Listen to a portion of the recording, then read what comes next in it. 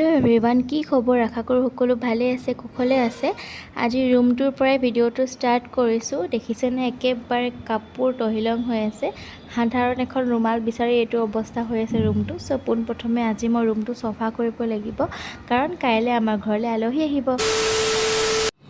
এইফালে এতিয়া ৰুম চুম চফা কৰি একেবাৰে হৈ গ'ল আৰু বেডশ্বীটখন ধুবলৈ নিলোঁ আৰু সেইখন বেডৰ কাৰণেও এখন তুলি আনিবগৈ লাগিব, লগতে গাৰু আনিব লাগিব।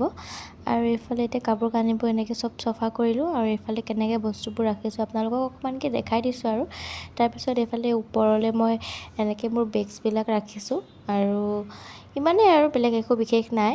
বাকী এনেকৈ কিটচেন বুলিবলৈ মই এক্সট্ৰাকৈ নাই, এনেকৈ স্লেব এখনে আছে, আপোনালোকে হয়তো আগৰ ভিডিঅ'ত দেখিছে। চ' এইফালে এইবোৰ চাফা চিকুণ কৰিলোঁ, এইফালে পানী ভৰাই ৰাখিছোঁ। অকল ৰুম চফাই নহয়, কিমান এগাল কাপোৰ ধুলোঁ আজি মই। বাহিৰতো মেলিলোৱে, লগতে বাহিৰত মেলিবলৈ আৰু জেগা নাছিল, চ' ভিতৰত এনেকৈ মেলি ৰাখিলোঁ। আৰু আমি দুটাই এইফালে বজাৰ কৰিবলৈ বুলি গধূলি ওলাই আহিলোঁ। আৰু লাকিলি আজি মাইনাভাগৰ ডিউটি 6টালৈকেহে আছিলে। তাৰ টাইমিংবিলাক সদায় বেলেগ বেলেগ থাকে, কিন্তু আজি আৰু ভগৱানে কি ভাগৰে মিলাই দিলে আৰু। চ' 6টা বজাতে সি আজৰি হ'ল। তো আমি দুটা লগালগ দেৰি নকৰি ওলালোঁ আৰু ওলাই আহিলোঁ। আৰু এইফালে দেখিছে ফ্লাইঅভাৰখন যে বনাই আছিলে, ফ্লাইঅভাৰ বনাই এতিয়া অলম'ষ্ট হৈছেগৈ আৰু এইফালে ৰাস্তাটো খুলি দিলে যথেষ্ট সুবিধা হৈছে, নহ'লে বহুত দিগদাৰ হয় এইফালে অহা যোৱা কৰাত। এনেতো চাৰিআলিত সদায় ভিৰ লাগেই, কিন্তু আজি অকণমান বেছিয়ে ভিৰ লাগিছে, মানে গাড়ী পাৰ্কিং কৰিবলৈও জেগা নোহোৱা হৈছে।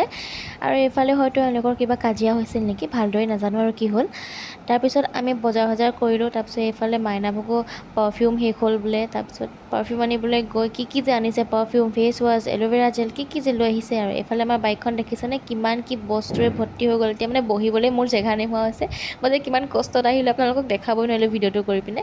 তাৰপিছত ৰাতি এইফালে ইমান ভাগৰে জোগৰে আহিলোঁ, তো সেইকাৰণে এনেকৈ চিম্পলকৈ ভাত চাত বনাই পিনে খালোঁ। আৰু The next day.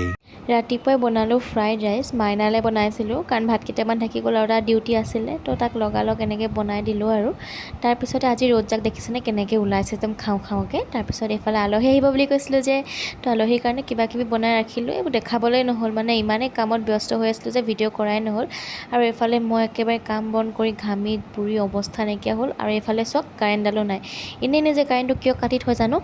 আজিকালি চটখনত পানী জমা হৈ নাথাকে নহয়। সেইদিনাখন মিস্ত্ৰী এটা আহি পিনে চাৰিওফালে এইবোৰ ভাঙি দিলে, তো পানীবোৰ এতিয়া জমা হৈ নাথাকে, তো বহুত বেছি সুবিধা হৈছে কাপোৰ কানি মেলাত। তো এইফালে কাপোৰ কানি কিবা কিবি মেলাই আছে বাৰু। আৰু এইফালে আমাৰ আলহী আহিলে, অহাৰ সময় হ'ল বাৰু অকণমান, কিন্তু ভিডিঅ' কৰাহে নহ'ল। আৰু এইফালে আমাৰ মা এতিয়া শুই আছে, কাৰণ ইমান দূৰ জাৰ্ণি কৰিছে, চ' টোপনি ধৰিলে।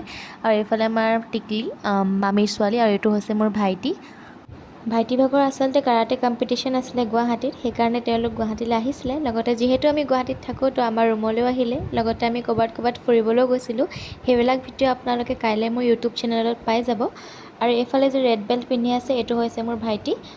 মই পিছে খেল চাবলৈ যোৱা নাছিলোঁ, কিন্তু মায়ে ভিডিঅ'বিলাক কৰি ৰাখিছিলে, সেইকাৰণে আপোনালোকৰ লগতো শ্বেয়াৰ কৰিলোঁ সি কেনেকৈ খেলিলে। আপোনালোকে দেখিছে, শিৱসাগৰৰ পৰা আহি গুৱাহাটীৰ নিচিনা চহৰ এখনত কম্পিটিশ্যনত জইন কৰিব পৰাটো বহুত ডাঙৰ কথা।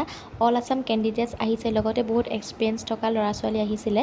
আৰু আমাৰ ভাইটি যিহেতু ইমান এক্সপিৰিয়েঞ্চ নাই, সি লাষ্ট ইয়েৰ জইন কৰিছে, আৰু কিছুমানটো বহুত বছৰ পৰা ট্ৰেইন হৈ আহিছে। ইমান এক্সপিৰিয়েঞ্চ থকা ল'ৰাবোৰৰ লগত কম্পিটিশ্যনত পাৰ্ট লোৱাটো বহুত ডাঙৰ কথা।